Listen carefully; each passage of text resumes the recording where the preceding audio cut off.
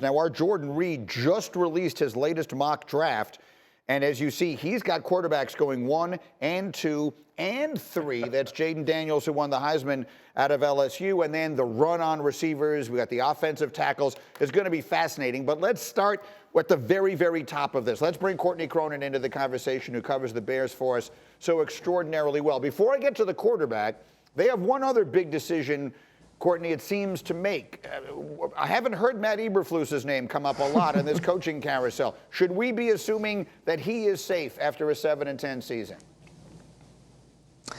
Well, Greeny, there's been radio silence from Halas Hall since the offseason began for Chicago 48 hours ago. And by that indication, the longer this thing goes on, the more likely it feels that the Bears are going to look at the staff that they currently have in place and decide to move forward with that group for 2024. There's some clues that we can look at here. When I talked to Kevin Warren on Friday, he said the organization was going to take a big picture, methodical look at everything. So you can understand based on that timeline why it's Wednesday and we haven't heard anything yet. You can also factor in some of the coaches that just became available. The Bears say they're going to look at everything. That includes looking outside of the building as well. Certainly, Matt Eberflus has done a lot to strengthen his case. And for the last couple of weeks, things have been trending towards him returning to Chicago, going from a 2-7 start to a 7-10 finish. But at this point, no news coming out of Halas Hall means that the waiting game continues to see what they're going to do at the head coach position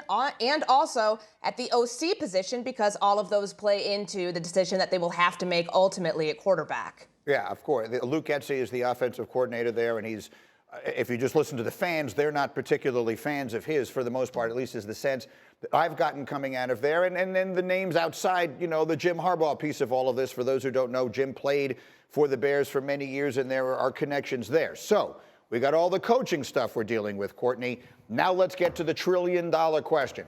What do we know regarding their feelings at this moment about Fields and the first pick? Well, let's start with the first pick. Ryan Poles, in his pregame interview on Sunday morning, talked about the excitement and the opportunity of having the #1 overall pick. A little different than how he felt at this point last year when the pick came to the Bears via their own 3-14 record. This time around, the flexibility that they have to either use that pick on a quarterback or trade back from that spot to put pieces around Justin Fields. All things, to my understanding and with people I've talked to, at this point of the offseason are on the table. Now, you'll remember, at this point last year, going into March, that's when they traded the #1 overall pick. So the waiting game here, there's not going to be any decision made on Justin Fields anytime soon. But the Bears will go ahead and field calls if they come in. They have to go about the due diligence in evaluating all facets of the quarterback, whether they stick with Fields or they end up using that #1 overall pick. One thing I've noticed, though, unanimous support for Justin Fields from this locker room, and that continues. Talked to DJ Moore, wide receiver, the other day, and during his exit interview, he relayed to the staff about how difficult it might be to start over with a rookie quarterback next year. That's something Ryan Poles will have to consider as he makes his ultimate decision. They love him. I mean, the players love him. Candidly, everyone loves Justin Fields. So that part of it has to be taken into consideration somewhere. But, Graz, I want to go all the way back to Mel. So when Mel said, if you're the Bears and you decide to trade that first pick and you still wind up getting the 8th pick from Atlanta, which is in a world now where you could get one of these big receivers or one of these big offensive linemen, that suggests that a trade with Justin Fields brings them back the 8th pick in the draft. Now, I feel like I've been hearing people talk about a second-round pick, a third-round pick. He was saying trade Justin Fields, get back Atlanta's pick, trade Justin Fields to the Falcons, right, get Atlanta's pick, and take one of these top 10 players. Do we think that the Bears would get something of that consequence for Justin Fields? Because that would change my mind. I've been a keep Fields guy. But if you're going to get the 8th pick in the draft for him, that would change my opinion. I agree. That feels like a lot. Unless you have multiple teams bidding, and one of those teams, in this example, the Atlanta Falcons, believes that Justin Fields is the guy that can transform their franchise. Because not only would you be trading the 8th pick for him, you would then have to sign him to a long-term contract. Probably, right? yeah. Like he's got a couple years left, and you could franchise him. But the fact of the matter is, if you're giving up a pick of that caliber, then it's a guy that you're anticipating being there a long time and having a transformational effect on your franchise. I think that's a lot to expect if you're the Bears in terms of what you could get back. But certainly, I agree with you, Greeny. If you could get a top 10 draft pick back for him, then I would think that makes it a no-brainer. It would completely change my position on all of this. Throughout reporting, you won't find a consensus on the return you could get for Justin Fields, anywhere from a second to a fourth-round pick. And I had a conversation with a general manager last week that through 38 starts, if there's not clarity on your quarterback, that is clarity, then ultimately the clarity to move on. And I think around the league, when you survey general managers and other executives, that's what they believe the Bears will ultimately do. Now, will that affect the price for Justin Fields if that's tipping Chicago's hand to the decision they may make in a couple weeks to a couple of months? Potentially. But the value on Justin Fields right now, it was an up and down season for him once again. A lot of good moments since he came back from that thumb injury. But then you see the 17-9 finish in Green Bay and what the offense wasn't able to do. That goes into the overall body of work that teams are going to have to weigh when deciding if they want to make a move for Justin Fields. Right, that's right. And Jeff, I was looking at your face, and when she said, and again, she's quoting a general manager. She's not giving her opinion. Sure. But when she said, well, if you don't know after 3 years, then you already have your answer, I could see that disgusted you. Yeah, I just disagree with it. I understand. Oh, I thoroughly disagree with it, too. And I look no further than the Detroit Lions the last 2 years, right? Before this incredible year 12, right? They want to run Dan Campbell and Jared Goff out of the building, right? Like, these guys can't get it done. And all of a sudden, they've moved this thing forward. Eberflus needs more time. If he's going to stay there, you want to keep Fields there. You can do the fifth year option and franchise him. You buy 2 more years. Everybody who thinks that there's a gold at the end of the rainbow for every first pick in the draft, just look at the first picks, and it will show you that's not the truth, right? Whether it's Young, whether it's Lawrence, it doesn't mean all of a sudden your organization turns around immediately.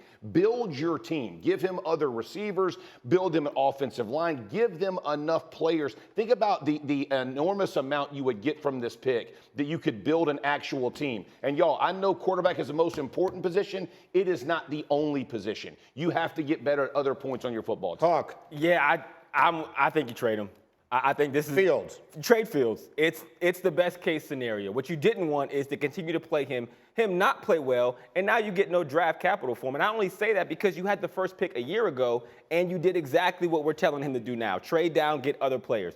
In order for Fields to play well and be the quarterback of the Chicago Bears, I would have needed to see that over an extended season. I think Fields is great. I think he has the missing element that you need with the quarterback after talent, which is experience. You get him to Atlanta, the change of scenery helps him. Get him away from Luke Getsy, get him away from the organization that didn't give him enough stability to be successful. But if Caleb is who we think he is and who he looks like on film, you can't pass that up 2 years in a row. And that's the thing. You can cite guys that haven't necessarily hit from that top pick, but that number 1 pick is about hope for these teams, and they're thinking about Joe Burrow. Right? They're not thinking about Bryce Young or like that. They're thinking about a guy that did come in and completely transform one of the worst franchises in the entire league instantly. Yeah. And if you think that Caleb Williams can be that guy, you absolutely have to make that choice. So here's my question. If you're going to let go of Justin Fields, why would you keep the head coach? You just did the same thing with the other that to me means it's going to be a full scale.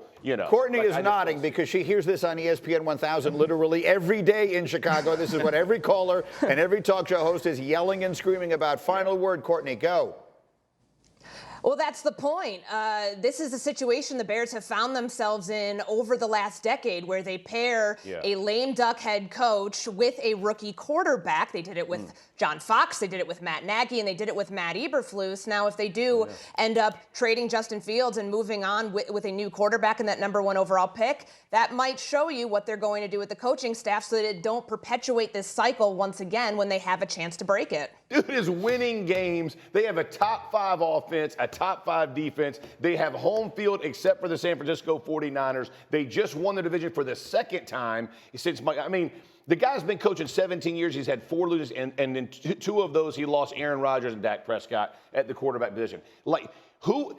I love when people want to fire somebody. Like, who are we hiring who's going to be better? That is always my issue. And I know Canty brought up names of when people get fired and the Tony Dungy one, and then, all of a sudden, but it is a rare and it's the exception, not the rule. I just think McCarthy is the guy. He's done a good job in Dallas. I think he'll continue to do it. Do you agree with that? Yeah, no, you don't fire McCarthy unless there's bad clock management at the end of the game, which we've saw before. And I agree with that. If there's bad in-game decisions, it, right? Absolutely, that's a conversation. Other than that, when you have a head coach, you're looking for two things: are your X's and O's on point, and are your players motivated? Both of those things are top notch for Dallas and the best that we've seen in the last 5 years.